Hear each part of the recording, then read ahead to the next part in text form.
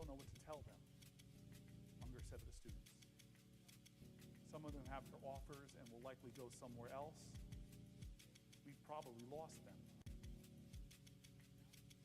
Despite USC's unpausing of all admissions in many departments, Unger said Wednesday she was still not able to admit students.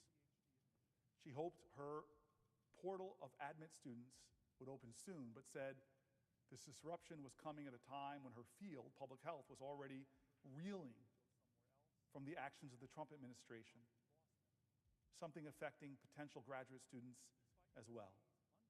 It's very stressful for them. This is a major life decision, she said. Adding, they were already worried about their futures. They were asking, quote, do you think we'll be able to get jobs in this environment? Do you think we'll get grants? The dean of the graduate school at USC told STAT late Friday that the university's briefly paused PhD admissions to assess the uncertainties around federal funding, but that the admissions process was now open. Some schools, though, were continuing to accept students or had accepted graduate students before the recent turmoil and said that offers were there intact. We have no knowledge of any disruptions to graduate student admissions in the science fields, Rachel Zentz, Senior Director of Communications, said. In some cases, the pauses in hirings and admissions were implemented ahead of the NIH policy change. Evidence of how quickly the Trump administration's threats to withhold federal research dollars over diversity, equity, and inclusion efforts are shifting the financial footings of universities. On February 6th, faculty at Vanderbilt University were instructed to reduce graduate admissions by half across the board, according to an email obtained by STAT. Reduce graduate admissions by half. On the same day, the faculty at the University of Washington School of Public Health received an email to pause offers to doctoral students, as well as offers of financial support to graduate students. Faculty hiring was also frozen, the email said. This Tuesday, the public health school sent out another email informing the community that some faculty hiring and PhD students would continue, some, but at a greatly diminished level. The school is also planning to take more cost containment measures, including a hiring freeze, a reappointment freeze, through the end of the academic year, due to the volatility caused by the Trump administration. Existing offers will be honored, wrote Hillary Goodwin, Dean of the University of Washington School of Public Health. Marian Pepper, chair of UW's Immunology Department, said she was instructed by the university leadership to keep her program's next generation cohort smaller than the usual 5 to 9 students admitted each year. That's easier said than done, because the proportion of students who accept offers of admissions varies years to year.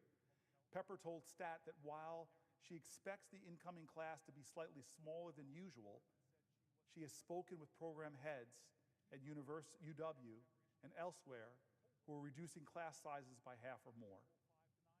I know for other programs, they're feeling bleak about how they're going to keep labs running without funding or students, Pepper said. It's pretty overwhelming. Medical schools are hit hard. Medical research hit hard. It's unclear how many other universities are taking similar preemptive belt-tightening measures, but schools of public health and medical schools are particularly vulnerable because they tend to have many faculty postdocs and graduate students supported by grants. Boston University School of Public Health has also ordered an across-the-board hiring freeze on all new faculty and staff positions, including student workers and postdocs. In a campus-wide announcement, Dean ad interim Michael Stein said the move was being made due to the uncertainty of the moment. A spokesperson for the school told STAT that the graduate admissions are unaffected by the freeze. Unger said USC had cut funding for some teaching assistants in her department early in the year, before the executive orders, which reduced the number of graduate students in her program from 10 to 6. On February 11th, Columbia's University Medical School faculty were told that the school was putting a temporary pause on hiring, as well as other activities like travel and procuring equipment, according to an email obtained by the Columbia student newspaper, the Columbia Spectator. A spokesperson for Columbia declined to comment on the pause. In other cases, schools may accept fewer graduate students than they had planned, not because of an overt directive from university leaders, but because faculty feel unsure about the future given the Trump administration's intent to cut billions of dollars in overhead funding. At the University of North Carolina, Chapel Hill, 25% fewer graduate students will be admitted this year, 25% fewer, based on a survey of faculty members taking new students, said Mark Pilfer, a professor in cell biology there. That means the school will admit about 75 students across the biomedical sciences. He noted the number of graduate students vary each year, so the decline was not unprecedented as the numbers continue to go down. In an interview with STAT, Robert Farms, the director of UNC's Lineberger Comprehensive Cancer Center, said the hiring freezes, fewer PhD students, and other similar cost containment measures are being considered as the center is eyeing the same financially turbulent waters as other research institutions. Every one of these things is on the table, unfortunately, Farris said. There's so much uncertainty. Can we hire this faculty member? Can we purchase this equipment? They just don't know exactly what or how many measures the center has to take, he said, as there are simply still too many unknowns. For instance, the outcome of the NIH indirect rate cut policy is still up in the air, not knowing how it's going to shake out. It just freezes everybody into inaction. Adding to the uncertainty is disruptions to key parts of the National Institute of Health approval process for proposed grants. Although some meetings of study sections in which grant applications are reviewed resumed at the start of the month, meetings of advisory councils have not. Each of the 27 institutes of the National Institute of Health have its own advisory council, which meets 3 times a year to issue final recommendations on new research projects. None of these councils, none, have met since January 22nd. Communications freezes were ordered across all health agencies. A law called the Federal Advisory Committee Act requires that advisory councils post meeting details in the Federal Register 15 days prior to their scheduled date. But because submissions to the Federal Register have been put on hold indefinitely, these meetings can't take place. And without these meetings, no new grants can be funded. According to one NIH employee, at least one NIH meeting scheduled for this Friday to allow an institute director to provide updates that could proceed because it has been posted to the Federal Register was nonetheless canceled Wednesday. This was because the meeting was specified it would include a session open to the public. But because a ban remains in place on any public communications, meetings with open sessions cannot be held. And they can't update the Federal Registry with a revised agenda stating no open session because the Federal Registry is closed. Principal investigators who had been counting on awards to pay the salaries of new graduate students and postdocs are now left wondering if their labs will be able to make it through the summer, let alone take on new members. Referencing the hold on submissions to the Federal Register, MIT neuroscientist Nancy Kanwisher proposed on social media Wednesday, "So much for the grant I submitted last September, which was supposed to be reviewed last week. Hardly the biggest tragedy on the current scale of things, but it will force me to severely downsize my already small lab." Fears were similar for one computational genomics researcher at a prominent East Coast institution who asked for anonymity for fear of being targeted by the Trump administration. "We have people coming to visit the lab next week, and these are students we haven't made offers to yet because we can't. I don't know what I'm going to tell them." Beyond the immediate harm to young scientists, he worries about the long-term damage to fields like computer science and biomedical engineering, areas where the U.S. has long been the world leader. "If we stop training students, we're going to lose the lead very quickly," he said. "It's not clear anyone else is going to pick up the ball. we're just going to be worse off and people won't even be aware of it. It's hard to notice when it takes 20 years instead of 10 to get a cure. Cuts within the NIH are also adding to the rapidly constricting pool of places prospective scientists can go and train. Since the 1960s, the NIH has provided opportunities for recent college graduates to spend 1 or 2 years in a full-time research position within one of the Institute's labs, which many scientists see as a key tool for recruiting young people into biomedical fields. On February 1st, a notice appeared on the NIH website announcing that all training programs had paused recruitment, pending guidance from Health and Human Services. The NIH post-bac program, which provides recent college graduates with research positions and career advising, and last year admitted roughly 1,600 people, will not be accepting any new applicants for 2025, according to an NIH employee who asked for anonymity.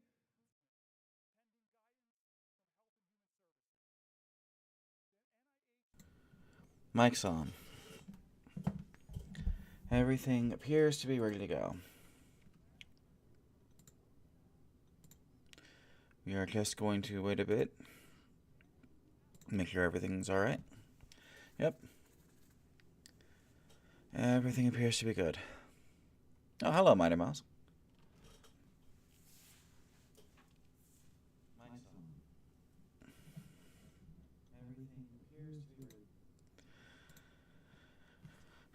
Alright. So today is April 1st. Usually this would be a funny day, but our society doesn't have the time or the energy for good humor, unfortunately. The rain was here for a bit. It stopped. And I guess right now it is Ron time. That's what I've decided to call this. Let me pull up my whole spiel.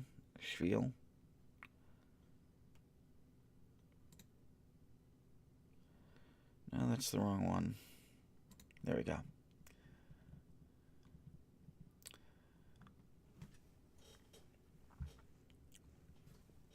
Friends, enemies, assorted potted plants. My name is Ron. The teddy bear up there is named Snuggles, and there's a lot of news out there. In a very real way, there is too much news. You have major news networks like NBC, ABC, CNN, NPR, Fox, and even ECT. You have online news organizations like the Young Turks, Vox, and PolitiFact. You have straightforward misinformation peddlers like the Daily Wire and Breitbart and CBN. And that's to say nothing of podcasts or YouTube videos or late-night talk show hosts or various comedy sketches. It's a lot. In a very real way, it's too much. I'm not going to tell you that I've gone through all of it. Some of it isn't worth going through. But I will tell you that I've gone through some of the usual suspects and found a handful of stories I thought I would want to share with you. And that's what Ron Time is. Me looking through the news and finding things that I think will be interesting.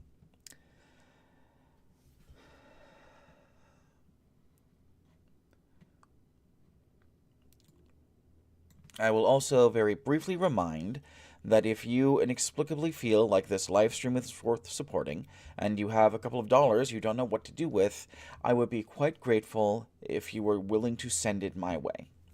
My computer is in need of several upgrades. My CPU, my hard drives, and my graphics card are all 7 years old. I got them in 2018 after my father had died. If I'm upgrading all of that, then I'm probably going to want to upgrade my motherboard to make sure everything works smoothly. Meaning the only things I'm keeping from my computer are my 36 gig RAM cards and the 700 watt power supply. And the case. I like the case for it. It's a cool looking case. Also, not for nothing, but I have bills to pay and groceries to buy. I'm going to start at $50 for this week. That, for sure, if I make it, is going to go towards groceries and bills. After that, everything after $50, half of that is going to go to bills, and half is going to go into savings to upgrade my computer. So if I get $150, $100 of it would go towards bills, and $50 of it would go towards a new computer. I think that's. I'm not in dire need of new parts, but it's something that I've been trying to do for a while now. In hour one of the program, we'll be. Already got a dry mouth. In hour one of the program, we will be going over news that broke over the day. This will include articles from AP News, Breakthrough Disruptors, 404 Media, Politico, and some others. We will not merely be looking at these articles uncritically. Every article, every person, no matter how neutral sounding, no matter how seemingly objective, has some bias. By acknowledging that bias, we can better understand the information that they impart. That includes me. I am not unbiased. One might go so far as to say that I am incredibly biased. I am an anarchist, here defined as a person skeptical of authority generally and of hierarchical authority specifically. I am an anti-capitalist, here defined as someone actively opposed to the continuation of the current neoliberal capitalistic hegemony. I am generally in favor of freedom of speech, strongly in favor of democracy, and unambiguously opposed to fascism. I am unshakably, unreasonably, violently pro-human. And it is through these lenses, and some others, that we will be analyzing the news that we go over. Okay.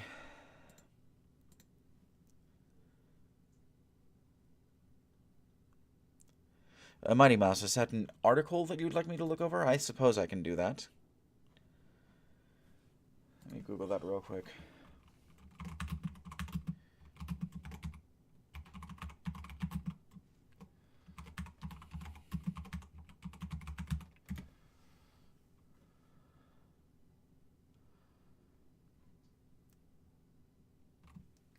Well, there's an article from Wired along that lines, but it's about a year old.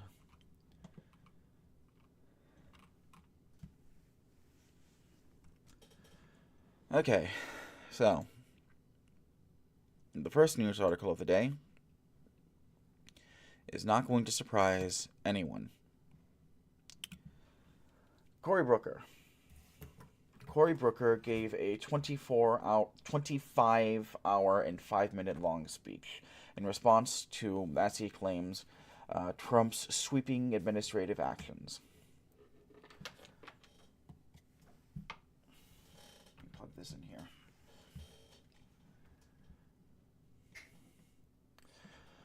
In a feat of determination, New Jersey Democratic Senator Cory Booker held the Senate floor with a marathon speech that lasted all night and into Tuesday night, setting a historic mark to show the Democrats' resistance to President Donald Trump's sweeping actions. Booker took to the Senate floor on Monday evening, saying he would remain there as long as he was physically able. It wasn't until 25 hours and 5 minutes later that the 55-year-old senator, a former football tight end, finished speaking and limped off the floor. It set the record for the longest continuous Senate floor speech in the chamber's history. Booker was assisted by fellow Democrats who gave him a break from speaking by asking him questions on the Senate floor.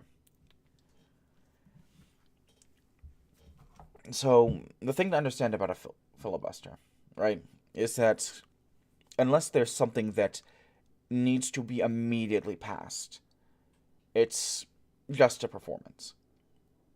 And I don't necessarily mean that as a positive or negative thing. I don't want there to be a specific connotation with the word performance. Lots of things are a performance. What I'm doing right now is a performance in a very real way. But it needs to be acknowledged that it is just a performance at this point. He hasn't stopped any legislation from going through, but with this filibuster, hypothetically one could have, if they were filibustering the budget or something, but that's not what he did. It also says here that Democrats are trying to show They're frustrated supporters that they are doing everything they can to contest Trump's agenda. We should be critical of that. You'll remember yesterday we went over that article from The Lever about how major law offices are kind of holding back the Democratic Party because those law offices are benefiting those law offices that are, at least according to the article, the brains of the Democratic Party are telling the Democrats to hold back, are telling them to capitulate. The Democrats could be doing more. It would not be difficult for them to do more. It might be costly for them in a political sense, but I don't think there's a quote that I don't know who to attribute to, that a cause that isn't worth fighting for, a cause that isn't dangerous isn't worth fighting for, or something along those lines.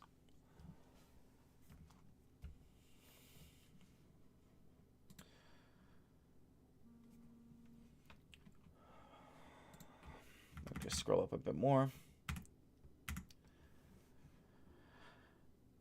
I'm here despite his speech, said Booker, who spoke openly on the Senate floor of his roots and as a descendant of both slaves and slave owners. He added, I'm here because as powerful as he was... Oh, this is about, yeah, I have a bit. So Booker broke the record for the longest filibuster in Congress at 25 hours and 5 minutes. It was previously held by a man named Strom Thurmond, who was... No, here, they say it here. Strom Thurmond was a segregationist from South Carolina. He was also a Democrat back when the Democrats were, well, more racist, let's say. And he was explicitly filibustering to halt the advance of the Civil Rights Act. Filibustered for 24 hours, I want to say. He had his assistant stand just outside the Senate chamber with a bucket so that he could piss in it. At several points, he resorted to reading from a phone book to continue the filibuster. And while Booker did get breaks from having to speak continuously from other Democrats, they did ask him questions, sometimes lengthy questions, in order to give him a bit of a break. I will give Cory Booker this. At no point that I'm aware of did he have to read from a phone book. He broke that record without doing that. And that's kind of cool.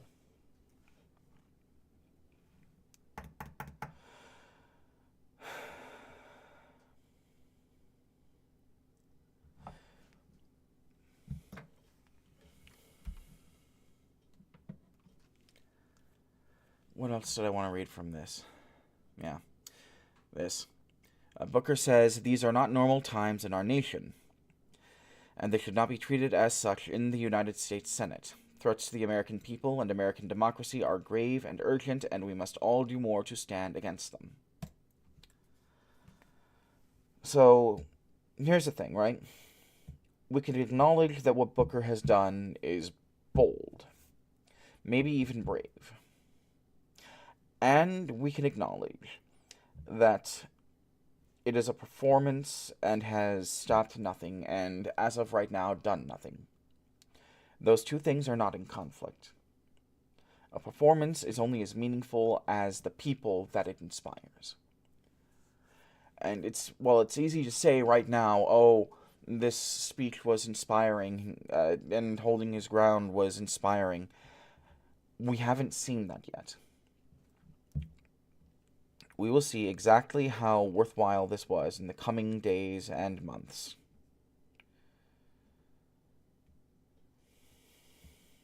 Did I have anything else I wanted to say about this? I will say, if nothing else, Booker's resolve deserves respect. He clearly means what he says. And doing something is always better than doing nothing.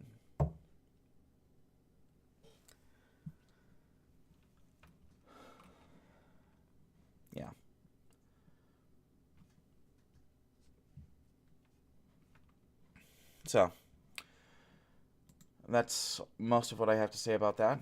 I will reserve the right to come back to this later.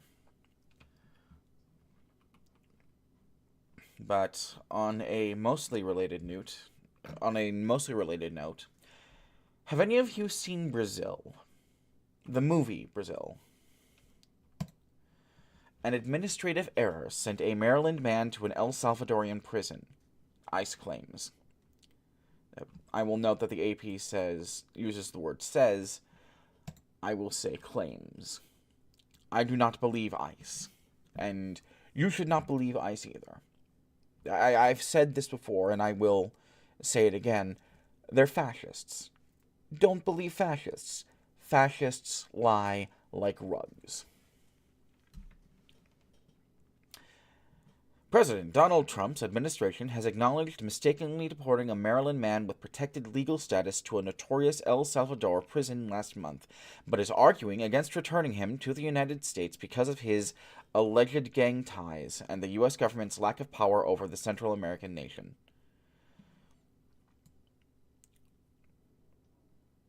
Lawyers for Kilmar Armando Abrego Garcia, 29, maintain that he is not affiliated with MS-13 or any other street gang, and argue that the U.S. government has never produced an iota of evidence that he does. Abrego Garcia was arrested in Baltimore on March 12th after working as a shift as a sheet metal apprentice in Baltimore and picking up his 5-year-old son, who has autism and other disabilities, from his grandmother's house, his lawyer's complaint stated. So, Brazil. Brazil is a Terry Gilliam movie. I just remembered the guy's name. He was a member of Monty Python. It's a Terry Gilliam movie about a guy who is sent to be essentially tortured to death due to an administrative error. It's framed as a comedy. It is also... It is also, in a very real way, a horror movie. Brazil is horrific. What happens in Brazil is horrific.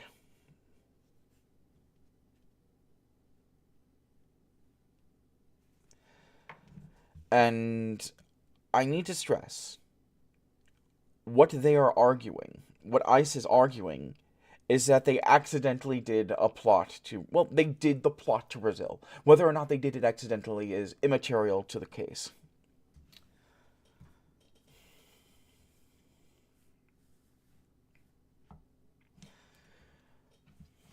We also went over a similar case to this yesterday, a couple of them, where people were just grabbed out of the streets and deported immediately.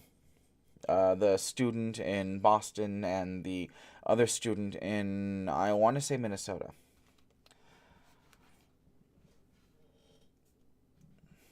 The one where the ICE said, no, we didn't deport that person because they were part of protests. We deported them because they had a DUI on their record. I need to be putting these in the... Fact.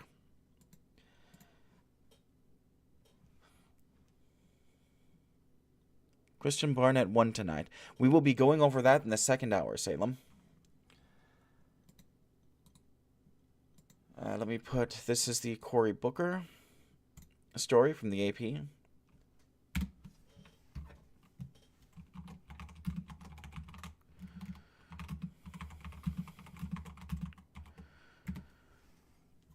And this is the administrative error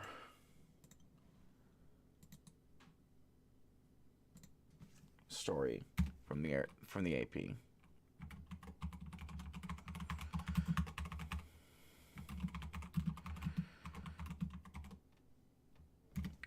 Please, if you would, read them, go over them yourself. Oh, hey. Salem, look at that. It's reporting on what you just said. Oh, wait, no, you didn't. Where was I? Oh, yeah. So what I said yesterday is that the fact that ICE is trying to construct more reasonable pretexts. It indicates that they're still worried about some level of retaliation. When fascists are at the point where they're like, no one had to ask why Romani people or gay people or Jewish people were snatched out of their fucking beds in Nazi Germany. We're not quite at the point where people aren't outraged about that. We're not quite at the point where that's a matter of course. And ICE is realizing that and trying to cover their asses.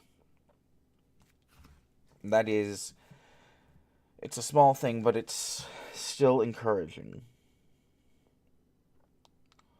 Although, this situation is much, much worse than the others. Abrego Garcia came to the U.S. illegally from El Salvador in around 2011, fleeing gang violence, according to his lawyers, and made his way to Maryland to join his older brother, a U.S. citizen. Beginning around 2006, gang members had stalked, hit, and threatened to kidnap and kill him in order to coerce his parents to succumb to their increasing demands for extortion, the complaint states of his life in his native country. Abrego Garcia later married a U.S. citizen and worked in construction to support her, their son, and her 2 children from a previous relationship. So, this guy was already a target for gangs. Because his parents were being extorted. And that means if he's in El Salvador, then he's not coming back, more or less. It's been 10 years, but on the other hand, it's not a good situation. It's a much worse situation than the other ones, because at least those were just students. They aren't people who had specific concerns about whether or not they would be able to survive. They didn't have a history with the region. They would need to worry about being able to survive. But this situation is at least a little bit more fraught, is what I'm saying. And that is what makes it reminiscent of Brazil.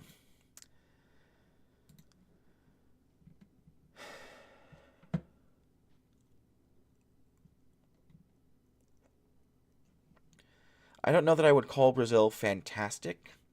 It does what it intends to do. Brazil does what it intends to do. And I respect that. But it is a very difficult film. It's difficult to watch.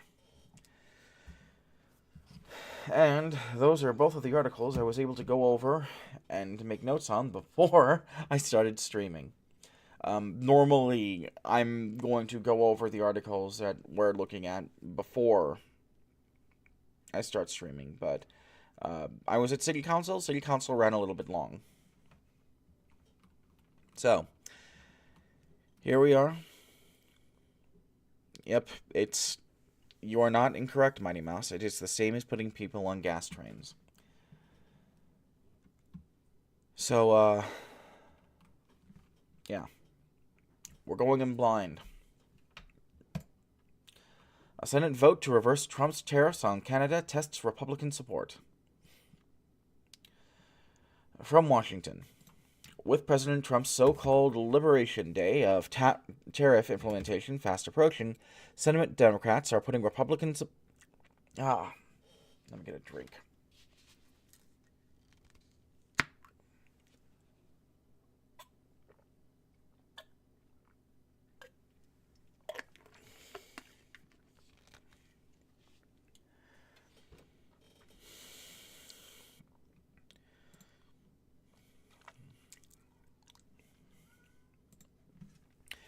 With President Donald Trump's so-called Liberation Day of tariff implementation, something we will be going over on Friday, I think I decided, Senate Democrats are putting Republican support for some of those plans to the test by forcing a vote to nullify the emergency declaration that underpins the tariffs on Canada. Republicans have watched with some unease as the president attempts to remake global trade have sent the stock market downward, but so far they have stood by Trump's on-again, off-again threats to levy taxes on imported goods. Even as the resolution from Democratic Senator Tim Kaine of Virginia offered them a potential off-ramp to the tariffs levied on Canada imports, Republican leaders were trying to keep senators in line by focusing on fentanyl that comes into the U.S. over its northern border. It was yet another example of how Trump is not only reorienting global economics, but upending his party's longtime support for ideas like free trade. I really relish giving my Republican colleagues the chance to not just say they're concerned, but actually take an action to stop these tariffs, Kaine told the Associated Press in an interview last week. So, tariffs.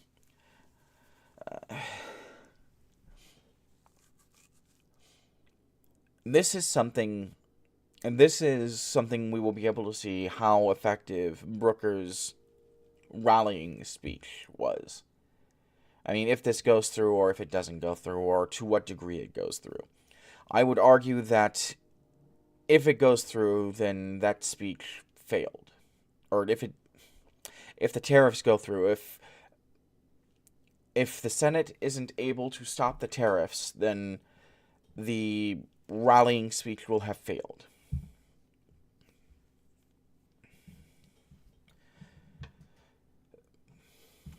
Because this is something upcoming, right? And, like, the point is to rally support against this guy. Yeah, it's still going.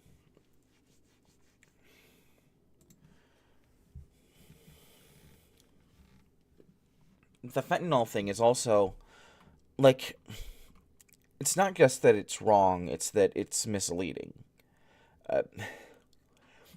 It's people who live in the U.S. who are bringing most of the fentanyl over, I'm to understand.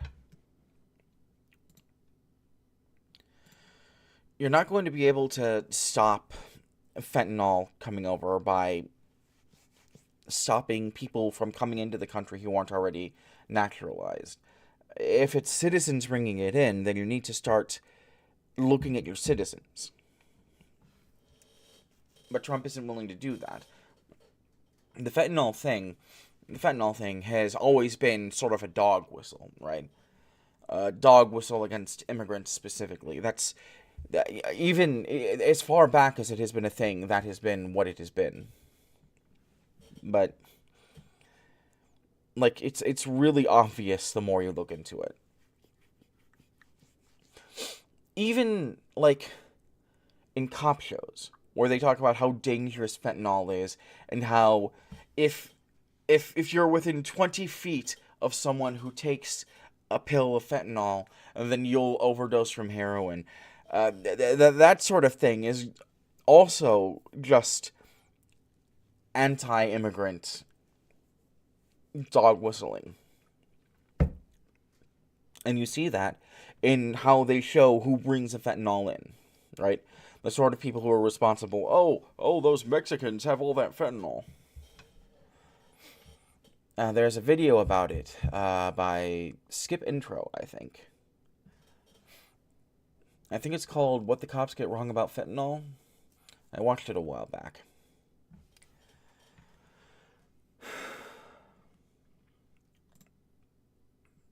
Yeah, here's a small fraction of the fentanyl that comes into the U.S. enters from Canada. Customs and Border Protection seized 43 pounds of fentanyl at the northern border during the 2024 fiscal year, and since January, authorities have seized less than 1.5 pounds, according to federal data. Meanwhile, at the southern border, authorities seized over 21,000 pounds.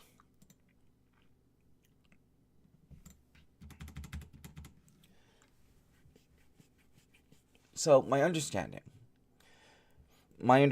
and I could be wrong. I am probably wrong. In fact, you know what? I'm not going to tell you what my understanding is because I'm not certain enough of it. Never mind. This is an interesting point here. These tariffs are a tax increase on American families, plain and simple, said Senate Democratic leader Chuck Schumer of New York, the same guy who voted to help Trump get his budget passed instead of not doing that. He argued that the increased costs for American households were being done simply to give a tax cut to Trump's billionaire friends. Schumer said he agrees with taking on China, which has really hurt us in trade every step of the way, but tariffs don't make sense for an ally whose economy is so interconnected with the U.S. economy. He added that the tariffs are creating uncertainty with businesses and customers. At a news conference Tuesday, Kaine said that fentanyl trafficking is an emergency, but that the emergency stems from China and Mexico, not Canada. He said Trump invented a made-up emergency to help pay for extending tax cuts that he said primarily benefit the wealthy. How are they going to pay for it? Massive cuts in programs like Medicaid and Medicare, and tariffs imposed on the backs of everyday Americans.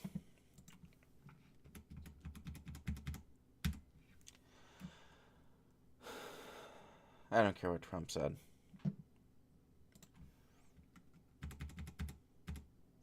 Senator Susan Collins, a Maine Republican, said she was still examining the bill, yet added she supported its intent because Canadian tariffs are disastrous for the state of Maine. Canada's our only friends and ally, and this is not China we're talking about. It's not an adversarial nation. It's our biggest trading partner, and this just makes no sense, she said. Republican leaders in the Senate have signaled that they aren't exactly fans of tariffs, but argued that Trump is using them as a negotiating tool. I think all of us are anxious to see, and will wait to see, what the president actually comes out with in terms of tariff policy tomorrow, but I don't think that should change people's vote. Senate Majority Leader John Thune, a Republican from South Dakota, told reporters at the Capitol. He added that the emergency declaration was made to deal with the flow of fentanyl, which it wasn't.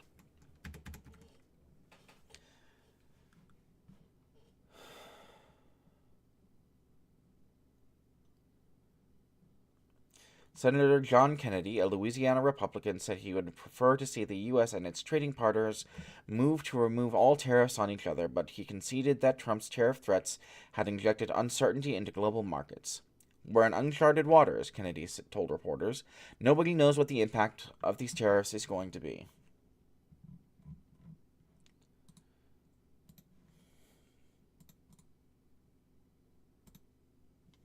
And that is the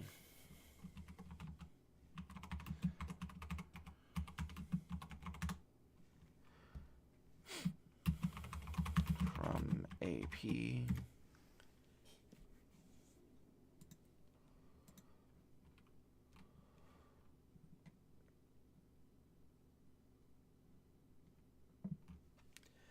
I will also, here's the thing that really bugs me about fentanyl, right? Fentanyl was invented by United States drug manufacturers, the Sadler family. The Sadlers were never charged with crimes in relation to all the fentanyl that they gave people that led to those people being debilitated for the rest of their lives. Debilitatingly addicted to fentanyl. Or to some opiate in some capacity. It is correct to say, it is both technically and literally correct to say that they don't give a crap about fentanyl. They just want to keep people drugged up because, as long as the drugs are legal. That is literally the most rational conclusion to draw.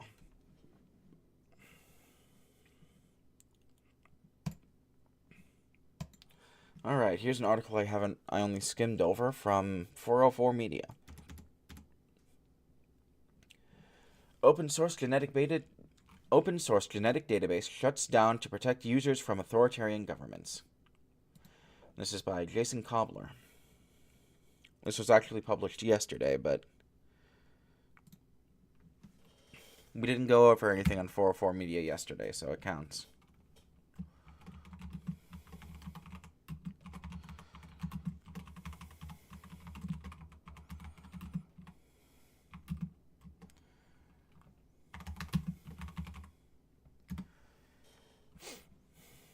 The risk-benefit calculus of providing free and open access to individual genetic data in 2025 is very different compared to 14 years ago.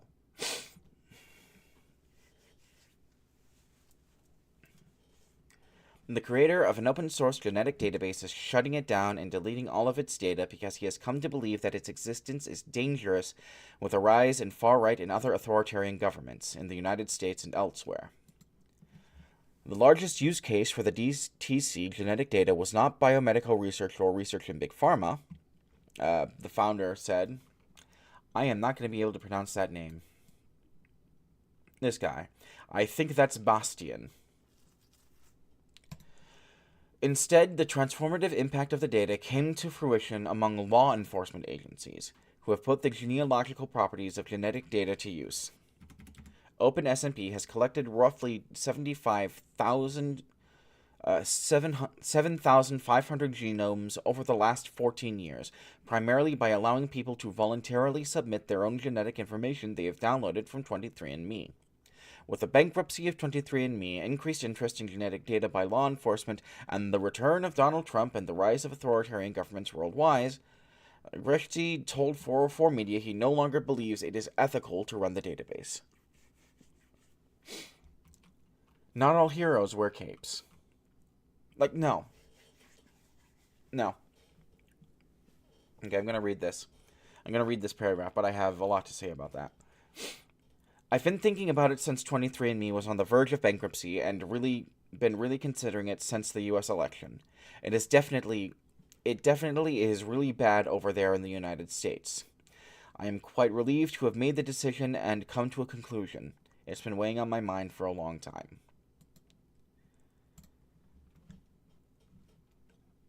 He says that he is proud of the OpenSNP project, but that, in a world where scientific data is being censored and deleted, and where the Trump administration has focused on criminalizing immigrants and trans people, he now believes that the most responsible thing to do is delete the data and shut down the project.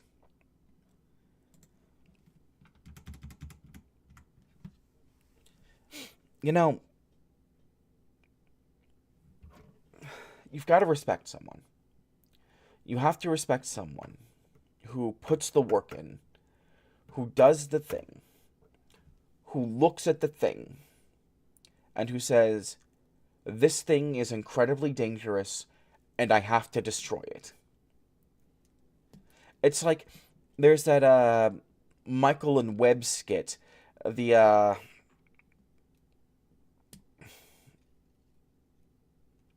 giant armored scorpion of death. This guy invents a giant armored scorpion with big claws and stuff.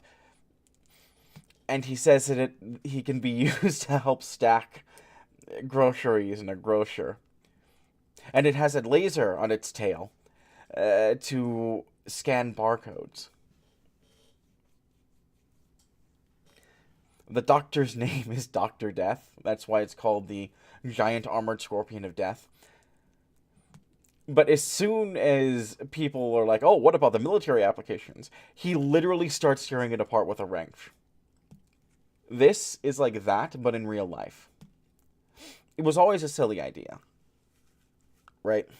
I mean, it's necessarily a silly idea. It's a vanity project. But it takes a certain kind of person. It takes an amount of fortitude, mental fortitude, that a person needs to be able to respect. To look at something you've done, even a vanity project, and say, this is too dangerous to exist. I respect that.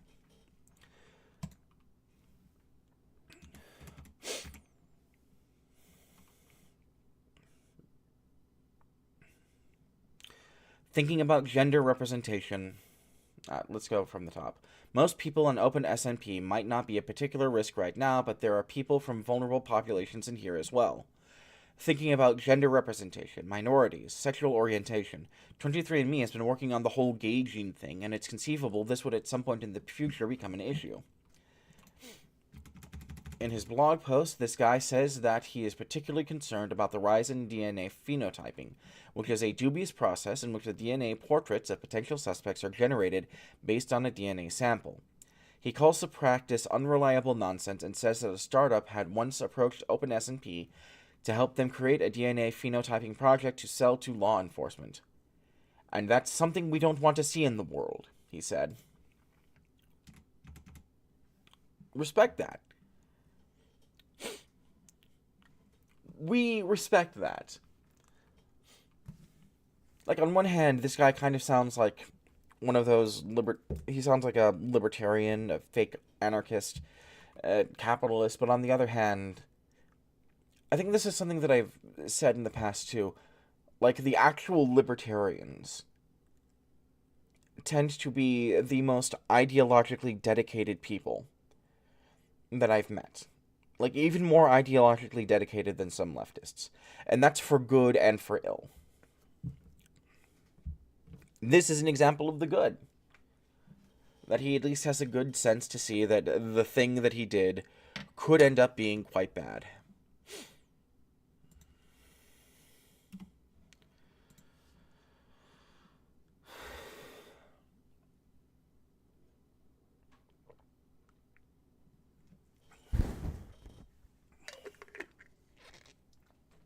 Here's another interesting thing he says. The interesting thing to me is that there are data preservation efforts in the US because the government is deleting scientific data that they don't like. This is approaching that same problem from a different direction. We need to protect the people in this database. I am supportive of preserving scientific data and knowledge, but data comes second. The people come first. We prefer deleting the data.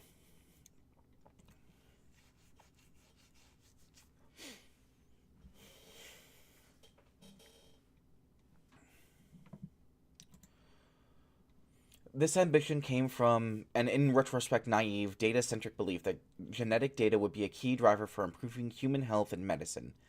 In 2025, my view is that a lot more somber and bleaker. Today, it seems clear to me that the biggest impact on improving health, even in the rich, allegedly developed nations, would come from providing food security and access to stable housing. And not from trying to find genetic confounders of common diseases that are a lot more rooted in these environmental and societal factors. Give me a second, I need to blow my nose.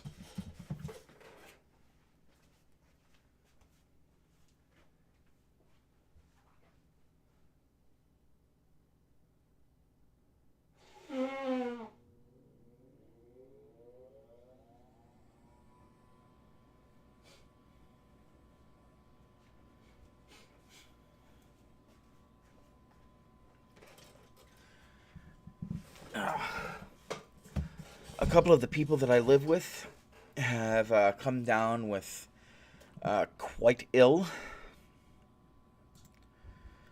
So I might be getting sick sometime in the near future, which would suck. But, yeah.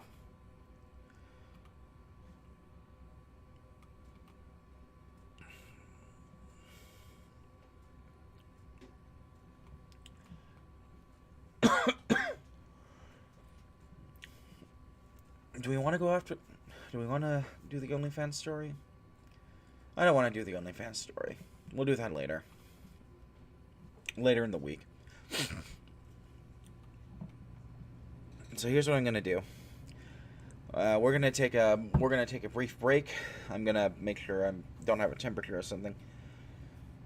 And when we get back, we're going to go over local news.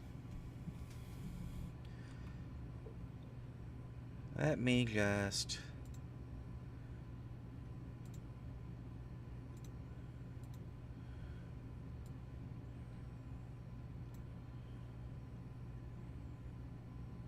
click.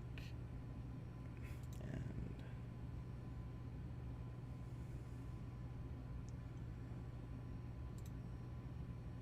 Cato Institute continues. For some immigrants, this restrictive system sends them back into the black market of illegal immigration. For others, it sends them to other countries. where they contribute to the quality of life in their homes. And for still others, it requires them to remain in their homeland, often underemployed, sometimes in danger. Whatever the outcome, the system punishes both prospective immigrants and Americans who would associate, contract, and trade with them. Congress and the administration can do better. I've met with conservatives, I've met with business groups, I've met with agricultural leaders who all talk to common sense things we should be doing to improve our immigration system, to protect our borders, yes, but to improve our economy, to improve our scientific research, to improve our quality of life.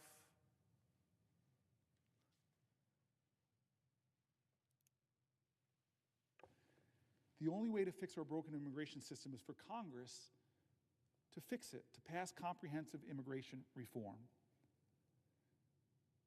But instead of a leader, strong leaders who go before Congress taking on the most complex issues, but yet have the courage to stand before Congress and pull them together to do hard things, instead of doing that, the last time we made progress in this body, President Trump actively blocked bipartisan legislation. Now he's imposed policies that aren't just going after criminals, they're dragging in so many others. When President Trump stopped Republicans from voting on the bipartisan bill that was negotiated in the Senate last year, he stopped us from making strides towards the larger fixes we need. The administration's immigration plans are not helping American citizens who are submitting applications so that their spouse or fiancé who is waiting in another country can finally join them in the United States. The administration right now is not helping American citizens who have been waiting for years for a visa for their brother or their sister or their mother or their father. Uniting families is an American value. Americans aren't getting any relief from these extraordinarily long wait times. On the USCIS website, you can check the average processing times for these cases, and most Americans would be shocked, or maybe even horrified, to learn just how long it will take for you as an American citizen to bring a husband or a wife or even a child back to the United States with you. We checked this past weekend, and here are the numbers. For the I-129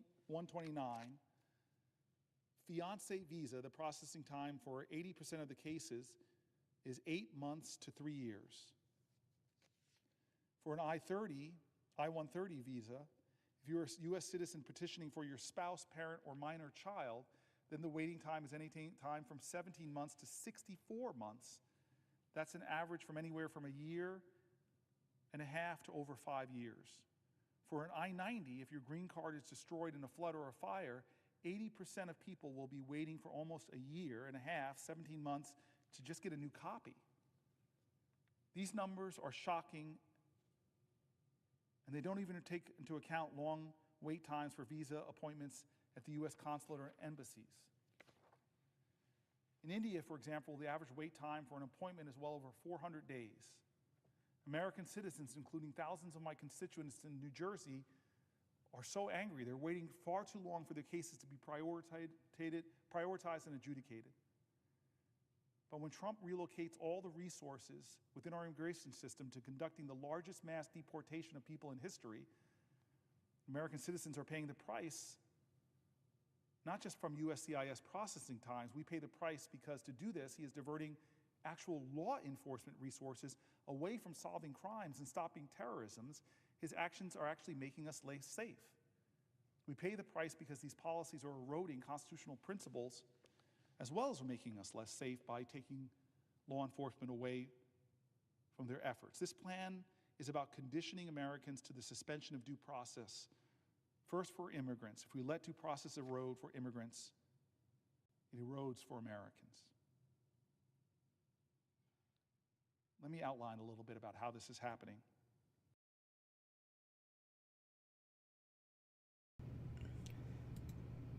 We will be hearing more from Senator Booker later. Uh, as I said before, even if you don't like what even if you think that this is just all performative, uh, I respect his resolve. He seems to mean what he says, and that is worth something. But we are entering hour 2 of the stream, and today is Tuesday, which means that we're going to be going over local news. Whether you are just now turning it, let me start from the beginning. Friends, enemies, assorted potted plants. We are now entering hour 2 of the program. Whether you are just now tuning in or you have been listening since the stream started, whether this is your first time or you're one of the 4 people who were present during my first stream, thank you for tuning in. Now, while everyone is fretting about news from the federal government, local news tends to get ignored. We're not going to do that here. I'm taking one day a week, that's Tuesday, that's today, to go over my local news, the news of Illinois, Sangamon County, and Springfield. I just came back from the city council meeting. They have one every week, so we're going to go over my notes from that. We're also going to go over some articles from various... Well, we would be doing that normally. We will be going over Capital Facts, Illinois Times, a handful of other places, because I care about the place that I live in, and you should too. But today is a special day, because today, April 1st, is the day of an election, and that will be the very first thing that we will be going over.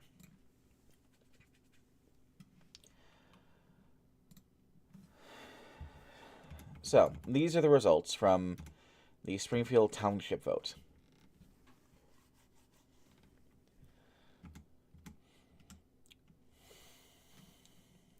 The Republicans had no candidate in this race, The Democrats had no candidate in this race.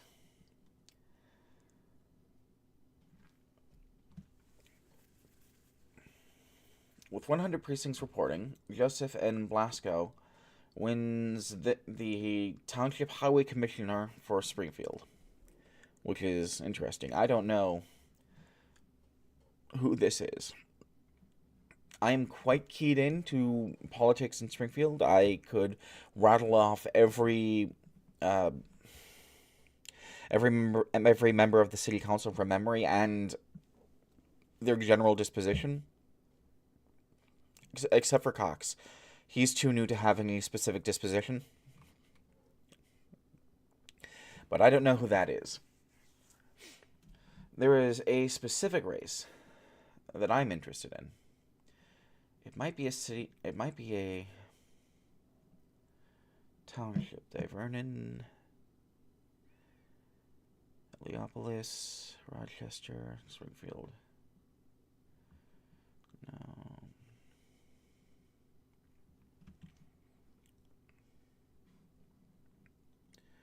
I'm not entirely sure.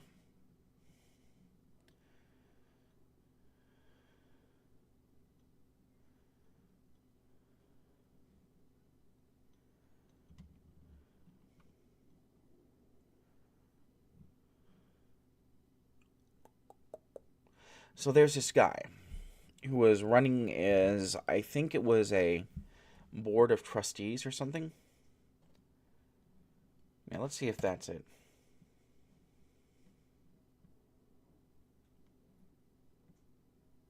That is not it.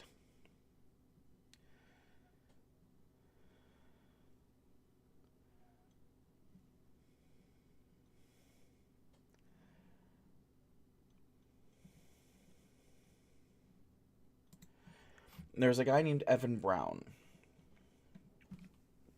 who was running as a Democrat in one of these races. And Evan Brown was recently accused of very serious allegations, very credible allegations were made that he sexually assaulted one woman over a long period of time and another woman in one incident.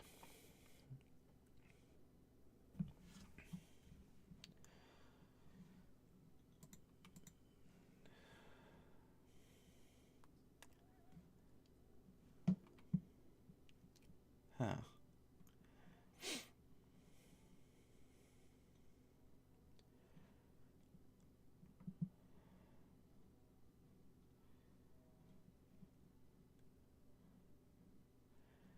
I mean, it's Sangamon County.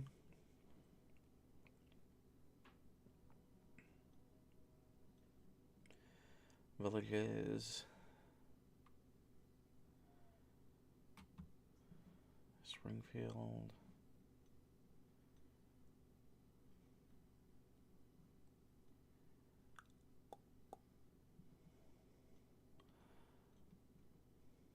Library precincts.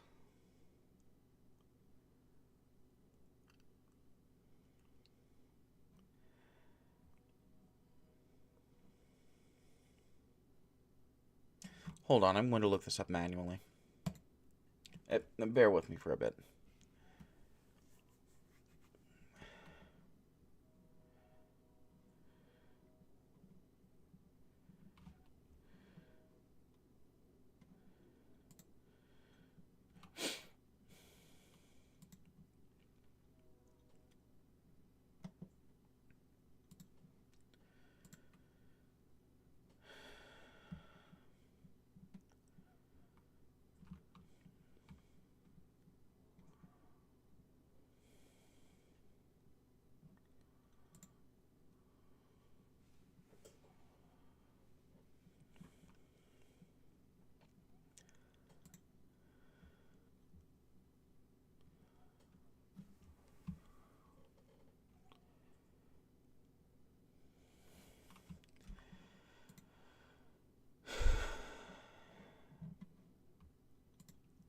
Let's try this.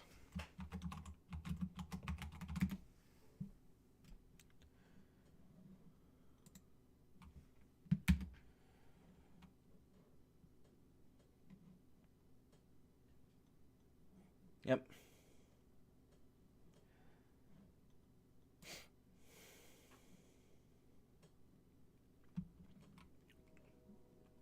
This guy. Township Trustee, Capital Township.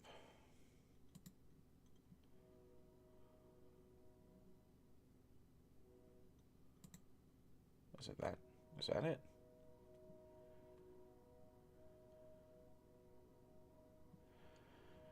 Vote for 4. So, yeah.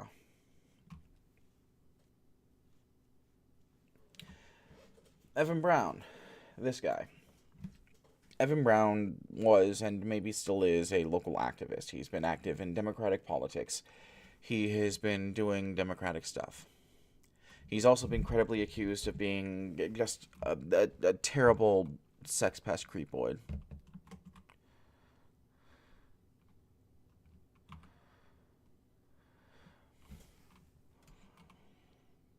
He was actually denounced by the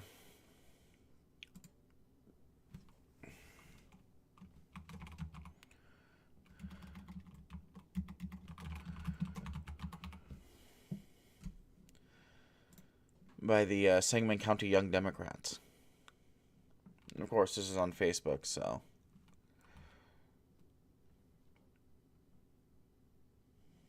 You know what? No, I'm not going to show you my personal Facebook. That would be a terrible idea.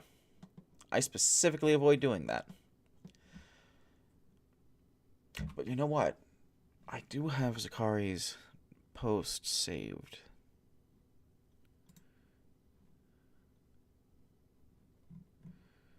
I'm sure I do.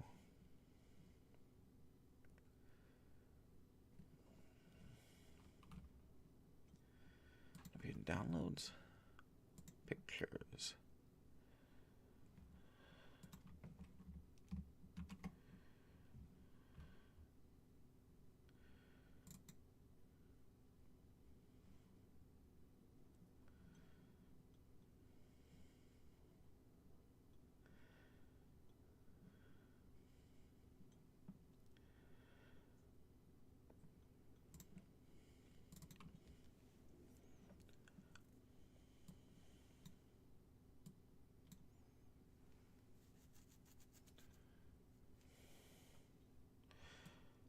Oh, hey, neat. I didn't know that that could do that. Yep. This is it. I'm just going to read this verbatim. I've known Evan since 2021, and while there are some red flags, there were none that made me feel unsafe until I stayed in his home last year. When I, that I being Zukari, was evicted at the end of August, he offered me a place to stay at his parents' house, strictly as a friend only. I moved in at the start of September, got a job within a week, and my sole focus was to get my own place and not take advantage of a friend. Unfortunately, those red flags turned into blaring red alarms during my stay there. Instead of being my friend, he tried to take control of my life, pressuring me to take off my clothes in front of him, pressuring me to sleep with him, taking advantage of my already vulnerable state in exchange for a place to sleep. I want to note, Zukari was 21. No, she says here, wrong thing. Also the wrong thing.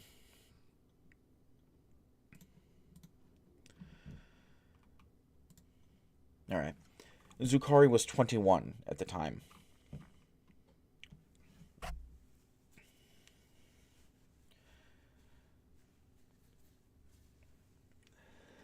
Yeah, that's enough. That's not the only allegation that people are making. I'm to understand 2 people have come out publicly, Zukari and one other person has come out anonymously.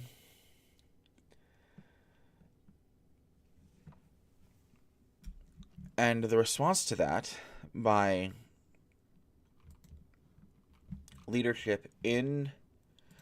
the major leadership, the real leadership in Sangamon County.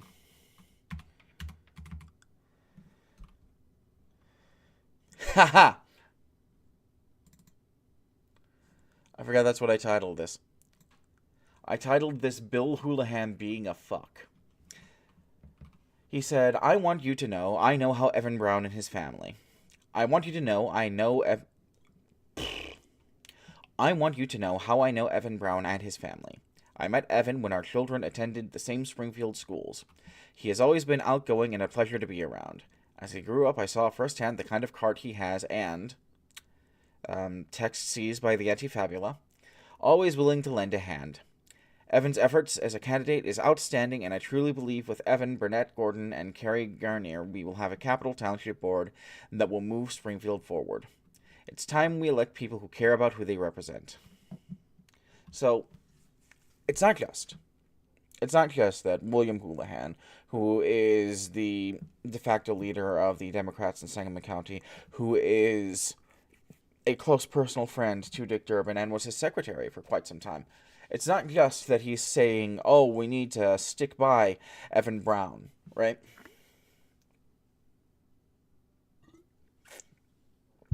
That would be bad enough on its own. He's saying we need to stick by him because we need to win that seat.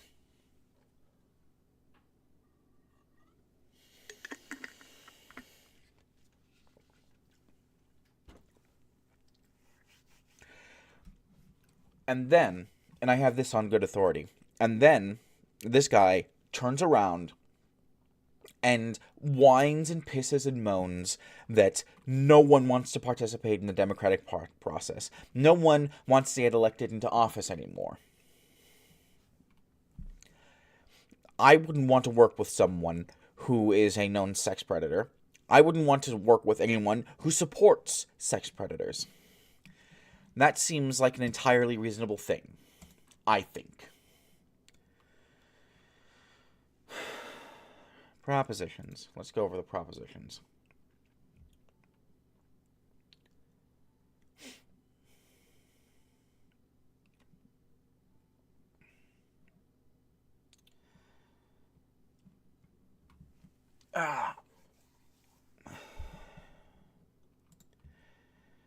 That's disappointing.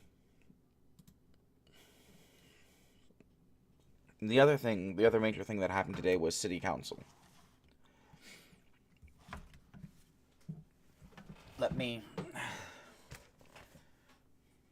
I went to City Council. I have obligations to attend City Council. So I went there and took notes. For those of you who don't know, City Council last week was a catastrophe for City Council. For the people who were there too, but also for City Council.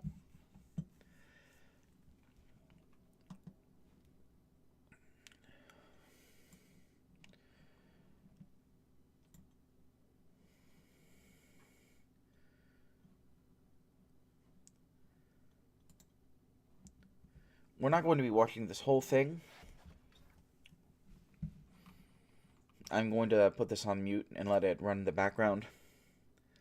I'll be going back and forth across it to point out things that happen.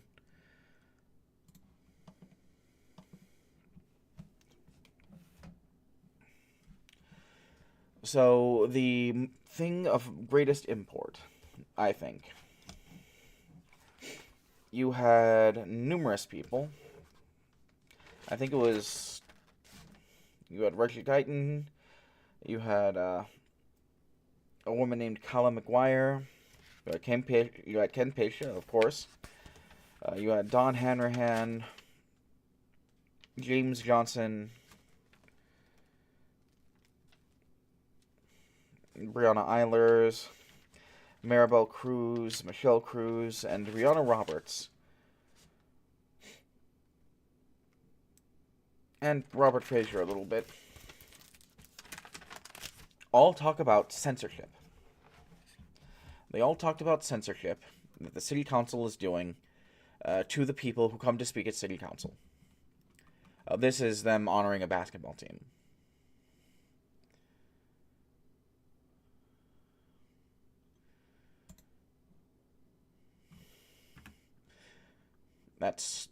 There's Reggie Guyton. Good guy. I like him. I understand he recently became a member of the county board. He was recently appointed a member of the county board. Good for him.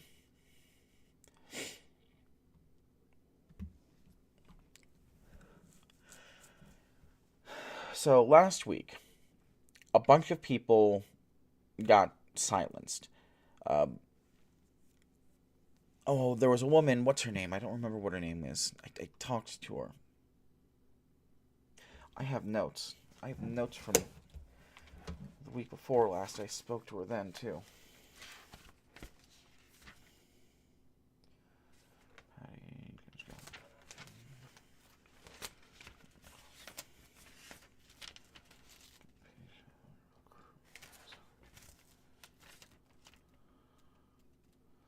Caitlin Weiss.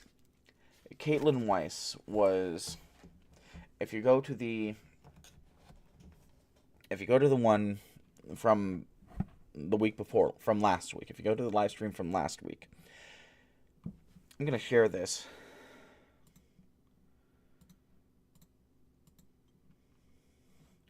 In my stream.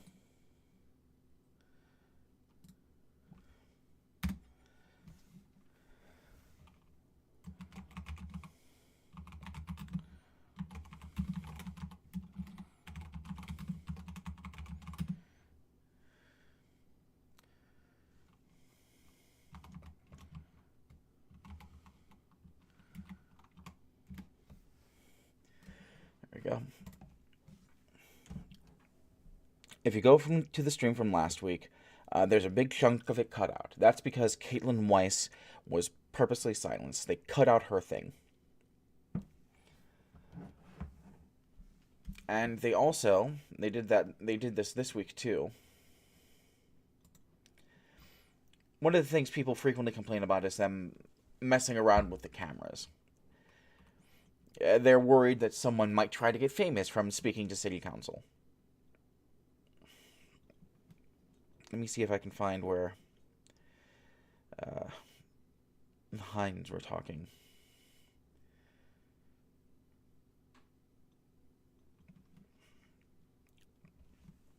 Point being, it was an enormous topic of discussion that there isn't a whole lot that there is allegedly not a whole lot that the city council can do about the rampant censorship.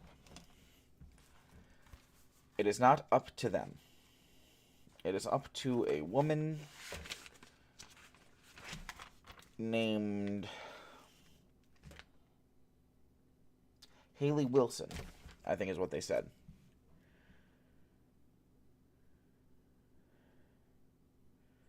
No.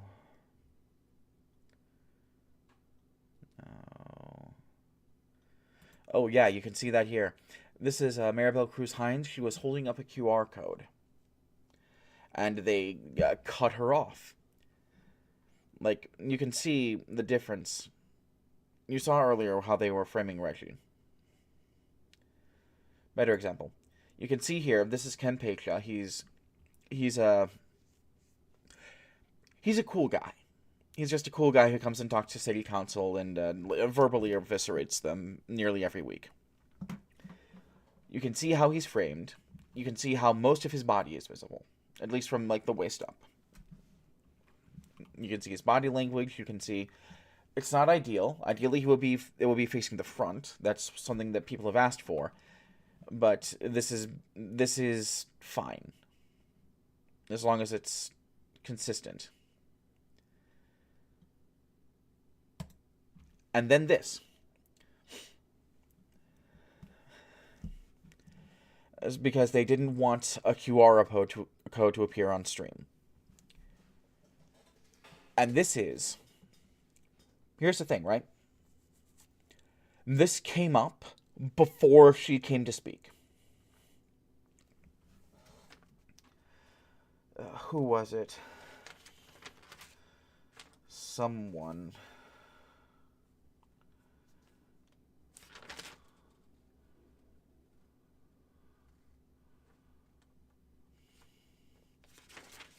There's a great deal of conversation about it.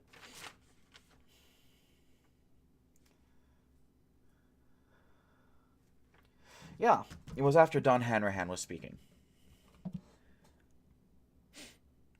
They even changed the camera angle. I don't know if you can see that, but they changed the camera angle to keep her QR code from being visible. And that is in spite of the fact that the guy who... Okay, Don Hanrahan is another local activist. He's a lawyer formerly with the ACLU. Him and a friend of his, a guy named Nick Dotson. He's also a very active political person.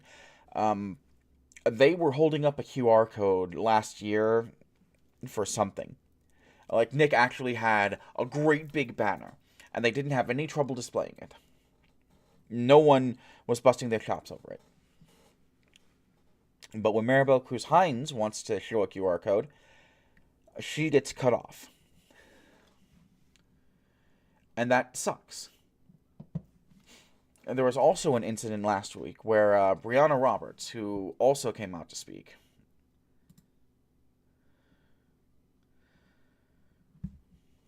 let the video load up a bit. This is Brianna Roberts. She's another local activist. There was also an incident where when she came to speak, her mic was muted for no reason. Like, it might have even been a mistake. Because not only was her mic muted, everyone's mic was muted. She was very angry about that, and that they did what they did to Maribel after acknowledging that they probably shouldn't have done that in the first place. The city council. It made her even angrier. She threatened to sue the... Not threatened. She said she was actively in the process of suing the city council. Which, there was another guy, Robert something, who used to come every week and say that he was going to sue the city council over mistreatment. I think this is a bit more serious than that. This is something that's going to have enormous ramifications. The city council was talking about this, trying to say, listen, there's nothing we can do about it. We're not in control of these things for about half an hour. Then they got embarrassed. This makes the city council look bad. It makes the city council look bad that their constituents can't be guaranteed the right to speak.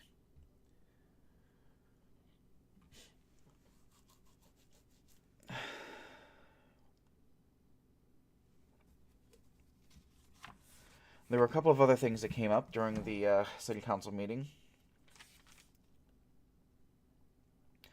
The Wyndham is in contact with... another aspect of this. To backtrack a bit. This is why I need to do prep work. Another aspect of this is that you can see down here, comments are turned off. That hasn't always been the case. And they're not just turned off on the city, on YouTube. They're also turned off on Facebook. and on other social medias where you can turn them off. And that created a problem a few weeks ago when the snow routes that I think there was the plows were taking, were so indecipherable that they were functionally useless.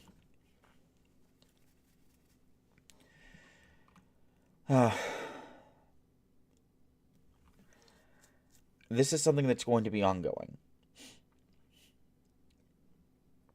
Another thing that came up, the thing that I think initially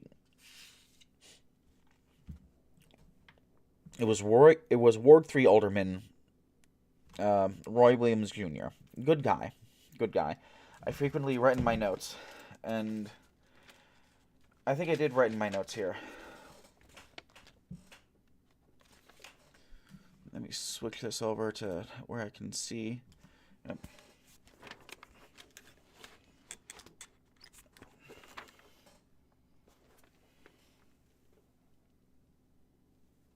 Note, we like Roy. He's good people.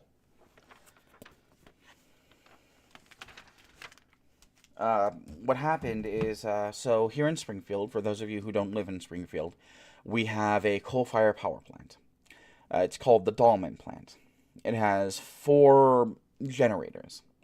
Generators 1 through 4. And generator 4 is still a coal-fire plant.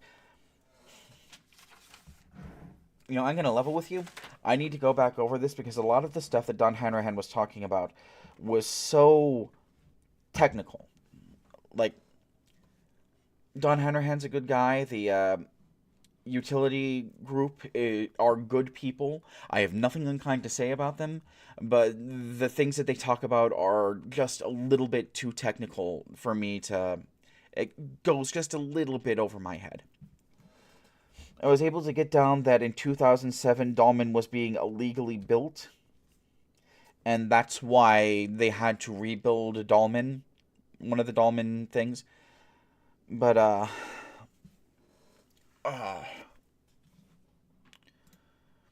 yeah.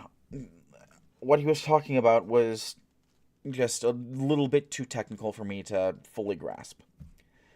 And I think one of the things that he said was that someone from the Dahlman plant, a representative of the Dahlman plant, or the people who own the Dahlman plant, was like, the Sierra Club sucks, and we don't like them.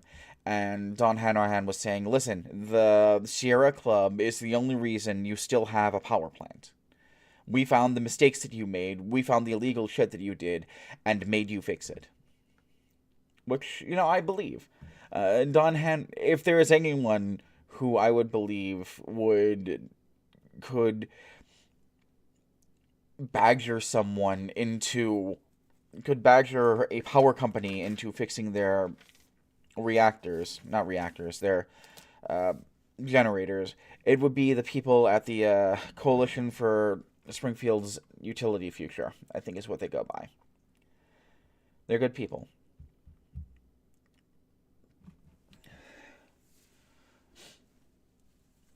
There's another story that I wanted to go over. I really wanted to go over that. But I need prep time for that really bad. Bree, if you're watching, I'm sorry. I'm going to have to knock that to tomorrow. But it will be the entire second hour tomorrow. Pinky swear.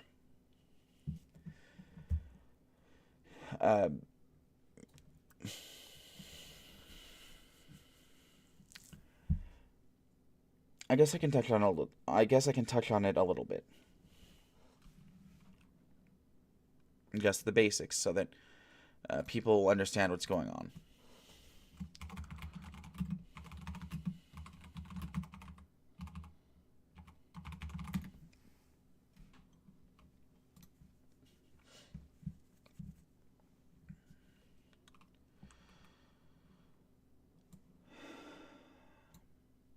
This is the Illinois Times. They've been around for a great deal of time. On a local level, they're fairly reputable, although I have personally had No, I need to be a bit more clear about that. One time, I had an altercation with a reporter who came to an event drunk and shouted at me, and I shouted back at him, and the next day he got fired. So, human trafficking. The biggest story in Springfield right now, at least the one that I'm aware of, is the wide-scale human trafficking ring here in Springfield.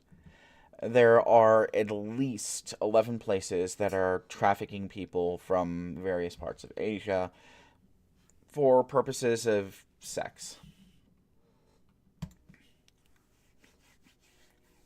I need to add trigger warnings to my intros. Oh, wait, no. Salem's here. He's correcting me. Salem says, which I'm sure you can read, no, it's actually funnier than that. The Sierra Club badgered CWLP into doing a study to prove them wrong. Then CWLP found that their plant was even worse than Sierra Club was saying.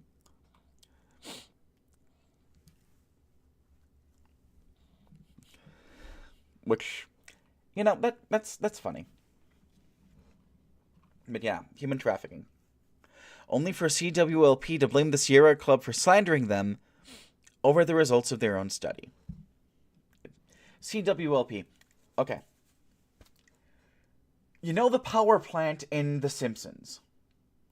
The power plant in The Simpsons and its internal politics are based on CWLP. Mr. Burns is based on a previous owner of the Dalman power plant. It's not good. It's not good. None of it is good. All of it sucks. These people, the Illinois Environmental Council, have been fighting. No, I'm very certain. Salem, I'm very certain because the guy at the end. Hold on. Brandon Durman, who spoke on behalf of the Faith Coalition for the Common Good, he specifically mentioned being a part of the Springfield Utility Future thing. Yeah. But, okay. This is something that needs to be gone over. And I'm going to dedicate the rest of... What in all 14 hells?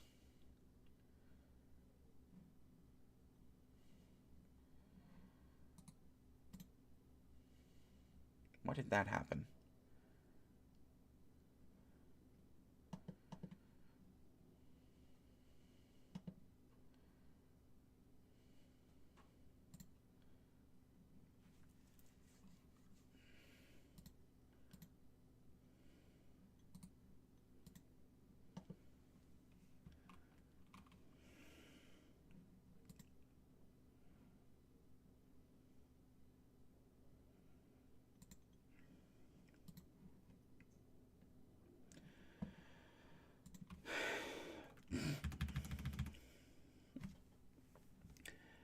When Gregory L. Fraze described the conditions that women working in his Asian massage parlors endured when they were growing up overseas, his words highlighted the way he and others may have taken advantage of their desperation.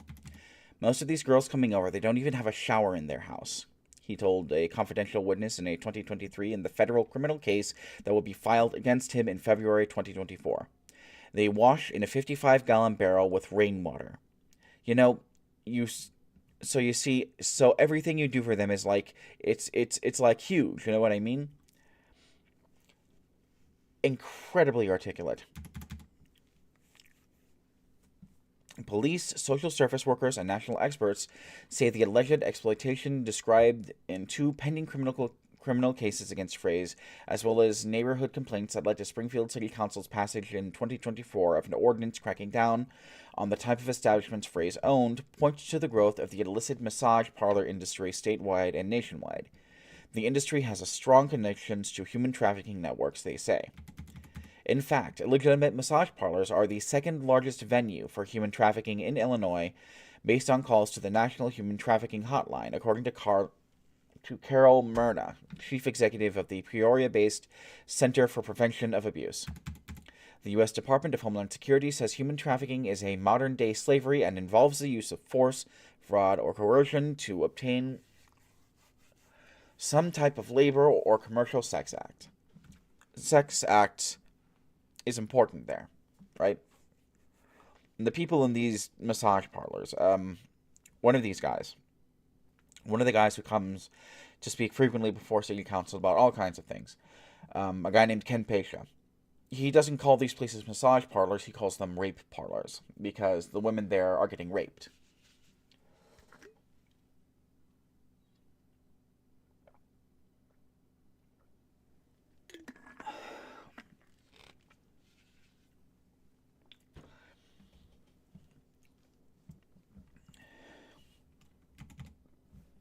Myrna says massage parlors are different in several aspects from traditional brothels. The primary venue associated with human trafficking in the state. She said that the combination of mental manipulation, language, and cultural barriers, and the threats of violence and other ramifications make it hard for victims to know what's really happening, or that there is an alternative, or seek help and escape. This is Greg Frais. He's the brother of a Sangamon County board member, Tom Frais, and he faces felony charges in U.S. District Court in connection with the operation of 7 alleged houses of prostitution. Well, no, that's not in quotes. I haven't gone over this. I didn't prep for this.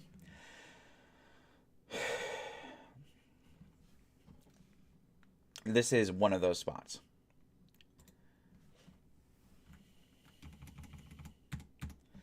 Myrna applauded Springfield in joining the ranks of Chatham, Peoria, Pekin, and passing local laws to regulate massage parlors and weed out those providing illegal services.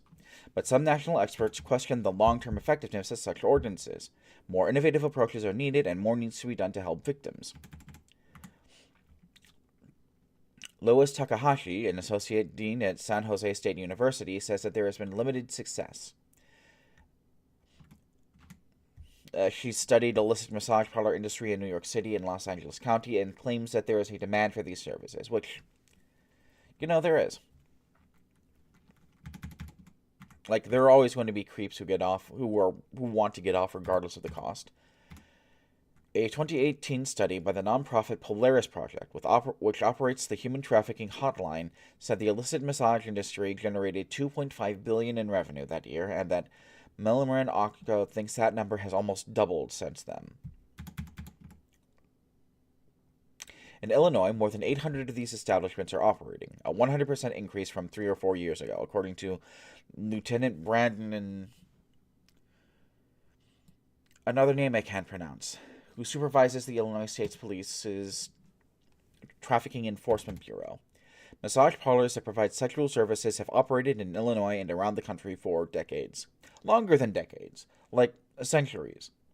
I need to be clear here. I'm not anti-sex. I believe that sex work is work. My issue with these places is not that women are having sex. It is that they are being forced to do so under, either you give this guy a blowjob or you don't eat for the day. That's slavery. That's sex slavery. That's not prostitution. That's not someone deciding to go out and sell their body. It might not look it, but I am very sex positive. And, one of the things that's very encouraging, it's a small thing, but one of the things that's very encouraging about this, about knowing about this, is that the more you talk to people, the more people come out and say, no, the problem here isn't, we don't want to sweep this under the rug. The problem is that there are people who need help, and we need to help them however we can. To the point where, I've gone to a couple of court cases against the people who own these places. And the people have said that the things that they're complaining about are pretexts. They say, yeah, I was told that if I complain about these specific things, then you can look into them and see whether or not the people in that building are safe. it's encouraging that there are good people. Like, one of the things I love about Springfield is that there is a dearth of good people here. There are a lot of really good people. And this is one of the instances that demonstrates that, I think.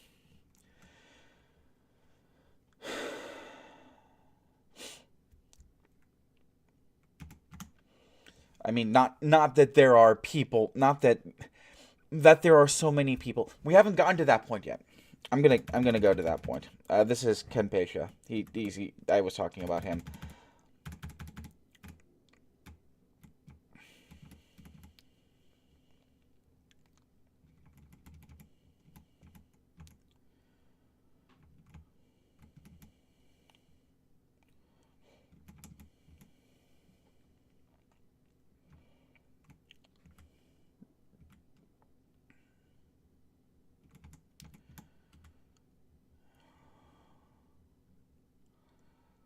What a scumbag. He says, we provide, this is Phrase, the guy who's being charged for sex trafficking. He says, we provide shelter, we provide the rent, we pay for all the utilities, we pay for water, we provide rice, oils, toilet papers, paper towels, things like that.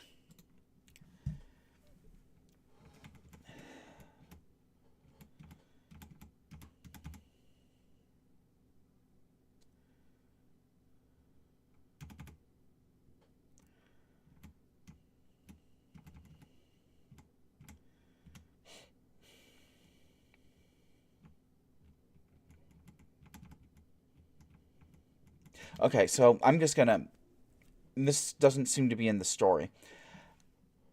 The thing that I know about, and the thing that a lot of people know about, is that huge swaths of the community are getting together to basically do something about this. There have been people for upwards of a year now staying outside of these massage parlors, photographing people who come in and come out, photographing cars that go in and go out, just making sure there's an account. Like, there are laws on the books, but the laws aren't being enforced. And when they are being enforced, they're slow walked. Right now, right?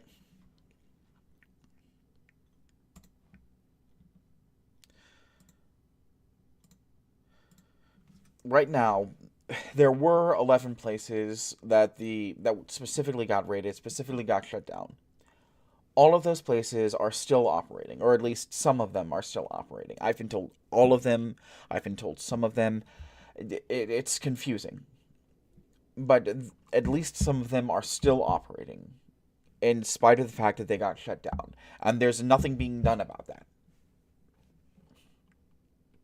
It's being slow walked, and that's a source of intense frustration for ordinary people. How are they not talking about the ordinary people?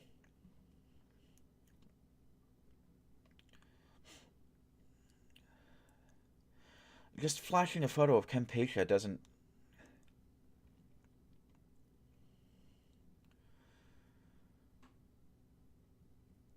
Like, there are hundreds of people who are trying to do something about this. Like, trying to do something about it within the bounds of the law, and they're being told to kick rocks, essentially. No, it's actually so much worse than that. It's actually so much worse than that. They're not being told to kick rocks. They're not being told anything. It's like they're talking to a brick wall.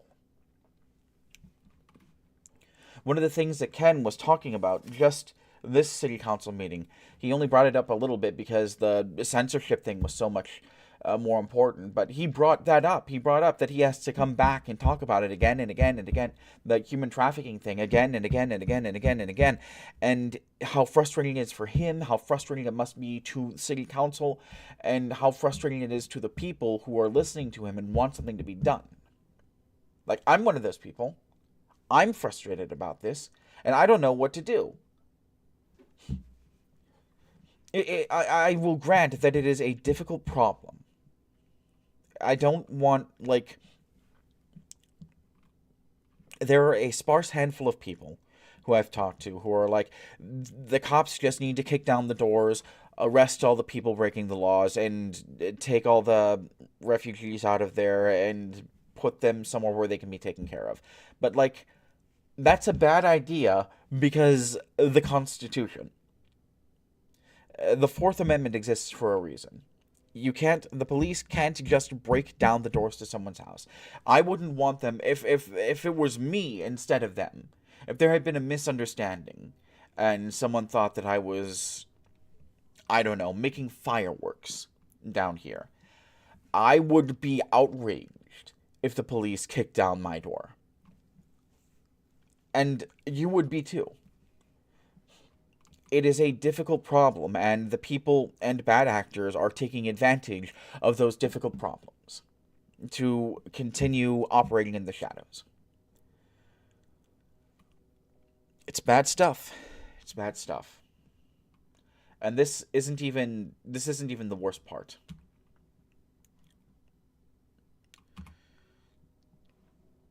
It gets, I say it's being slow walked. I say that not a lot is being done. There are people who have suspicions about why that is. And that's what I want to talk about. But like I said, I need prep time for that. And I'm going to spend a lot of time tomorrow getting that prep time together. Prepping that.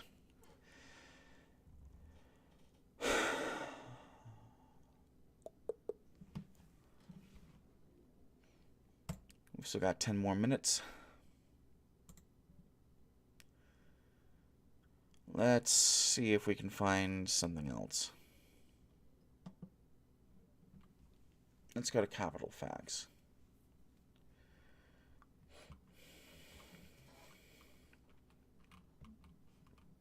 They're probably talking about the elections.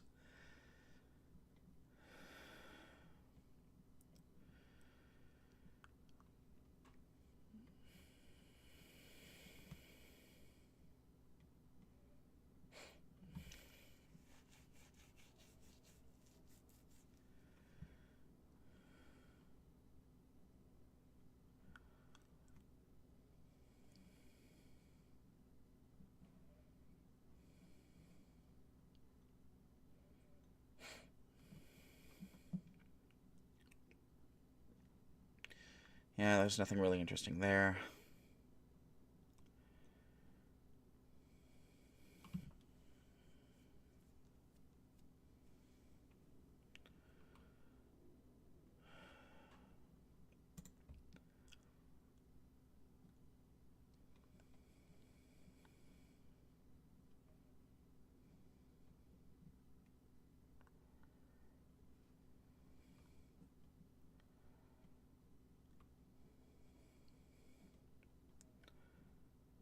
I apologize. I expected to be talking about something else.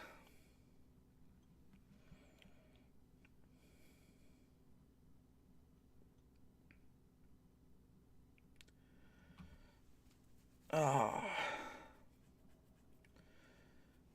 it's something else local.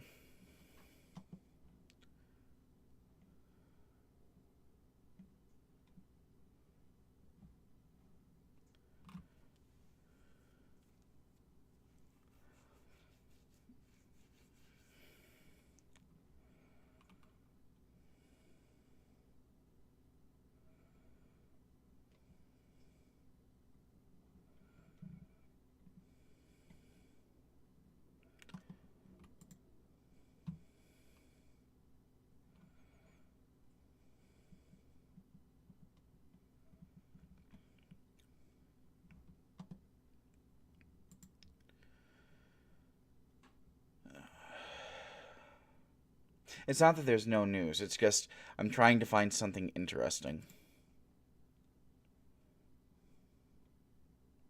And everything is just election day results.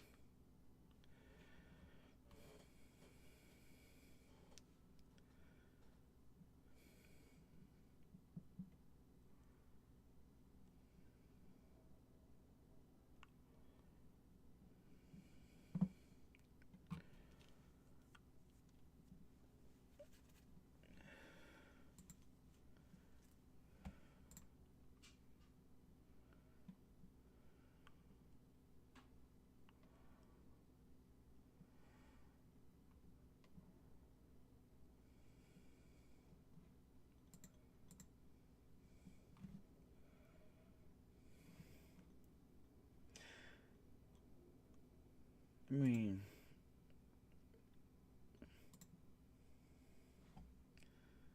let me find a video real quick to watch. Just flash that up while I'm looking for something.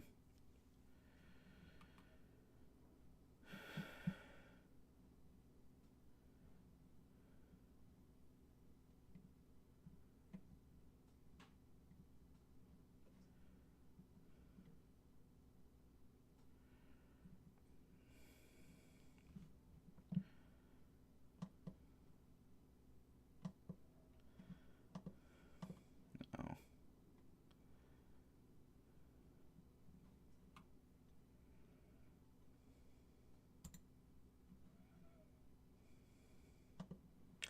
Wrong button.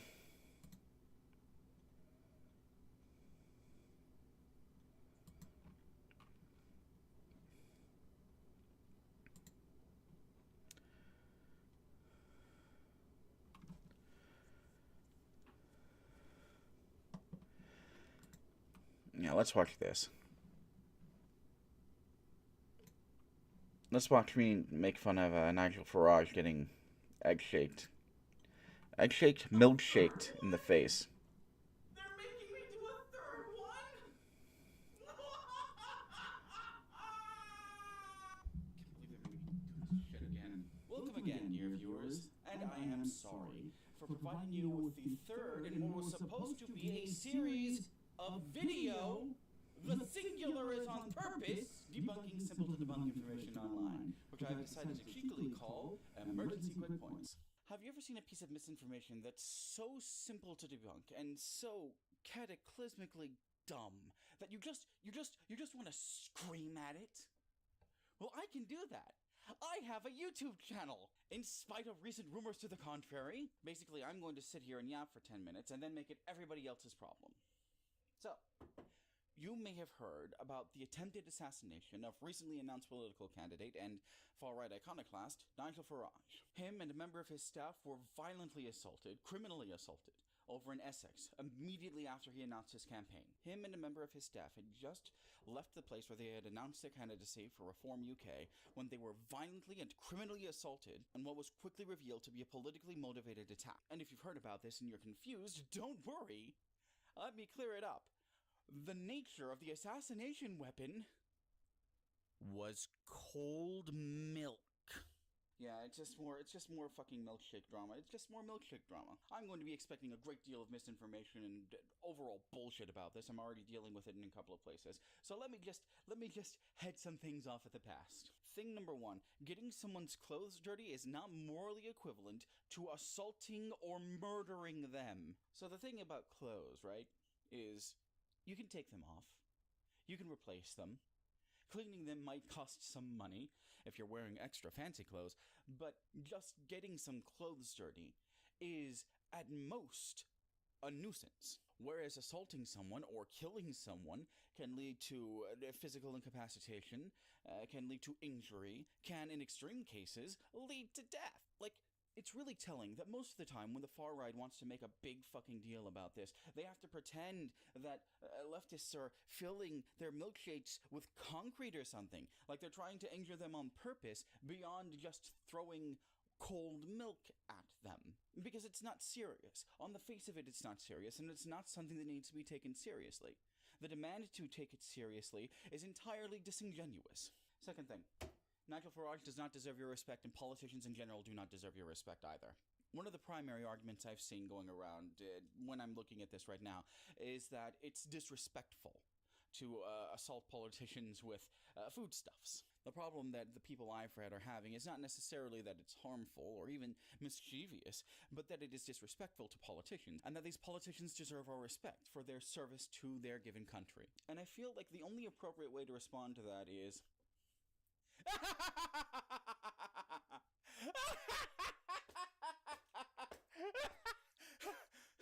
You're serious? Let me laugh harder.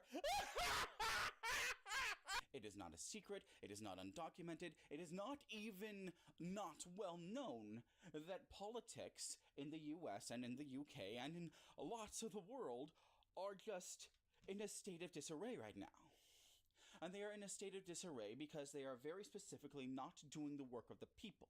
They are favoring corporations over people at the expense of people. This is a point you can't argue with. This is a point you can't reasonably, rationally, in good faith, contest. It can't be done. You can't do it. I defy anyone to argue this point. I can tell you with a great deal of certainty, an overwhelming deal of certainty, that politicians have no interest in listening to regular people. They have no interest in even looking at regular people. It's a thing I've said in the past. The people who you put into office hate you. Mary Miller hates you. Dick Durbin hates you. Joe Biden hates you. On a conceptual level, they see ordinary people as obstacles to be overcome. And it makes sense when people are suffering, when people are dying, as they are dying right now from inaction due to the government, for the people that are supposed to be represented by the government to shout louder and louder and louder, to act out in more ever increasingly frightening ways. Someone like Nigel Farage specifically, Nigel Farage, who instigated the fucking Brexit catastrophe that Great Britain is still suffering under, to even suggest that he demands respect due to his status as a politician is laughable. Let me laugh at you again. Point number 3, and this is the really important one. Conflating the actions of far-left political actors and far-right political actors is just a scumbag move in general. So I do activism in real life. It's part of what's been keeping me busy the last couple of months, why I haven't been able to make videos. And the major method of activism that socialists and progressives have been engaging in over the past few months, something I'm sure that you've been aware of, is disruption. We are trying to disrupt things. I have an entire video, 2 entire videos even, about how leftists need to and ought to disrupt the supply chains of the instruments that are being used to conduct the ethnic cleansing campaign in Gaza. You also might be aware of a series of campus protests that were violently broken up by fascist thugs and police. But I repeat myself, throwing a milkshake at someone is a method of disruption. More specifically, it is a method of disruption that does not leave anyone injured. Except maybe the person who threw the milkshake when they get their head truncheoned in by the cops. Let's compare that to what the far right is doing right now, and yep, they're threatening and assaulting judges and election officials still, and politicians. And they haven't stopped. They haven't stopped. The fascists in the United States and the United Kingdom are doing actual, literal violence, both on the local level, on the federal level, and on the legislative level. There are organizations going so far as to say that the next election, the 2024 election here in the States, is already compromised. And we need to do something about that, don't we? And that's not because they believe that the election is compromised or was compromised. Nobody actually believes that anymore. That was a stalling tactic. These fascists don't believe in democracy. They don't want to do the will of the people because they want to make themselves richer. This is a really basic thing that everyone understands, right? Meanwhile, activists and organizers who are socialists or progressive, people like me, just want people to stop getting tortured and fucking killed. It's not just that the methods are different, it's that the goals are different. There is no similarity to be had except that we are acting on political levers of power. And to conflate those two things, to conflate not just the methods but the goals, is ghoulish. It is shockingly ghoulish. In conclusion, no one was hurt, nothing has changed, and no one's mind was changed anyway. And none of that was the point. The milkshake person wasted everyone's time, and I have wasted your time talking about them wasting your time. Even so, I still have a Ko-Fi. Pay me.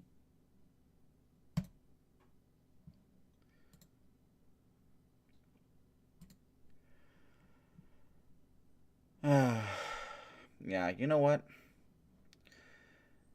I think I'm just going to call it for the day. I've got a lot of stuff I need to do, and there's no one watching anyway. So, yeah. Go out, take care of yourselves. For future people, thanks for suffering through all of this.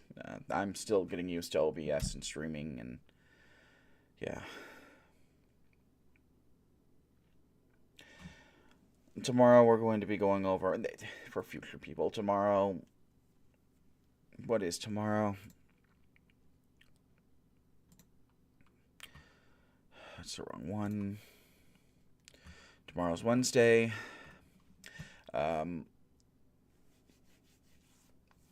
we'll be going over the breaking news like I'm intending to, and the second hour will be entirely devoted to a special story that I know of that I wanted to go over today, but I'm not going to today.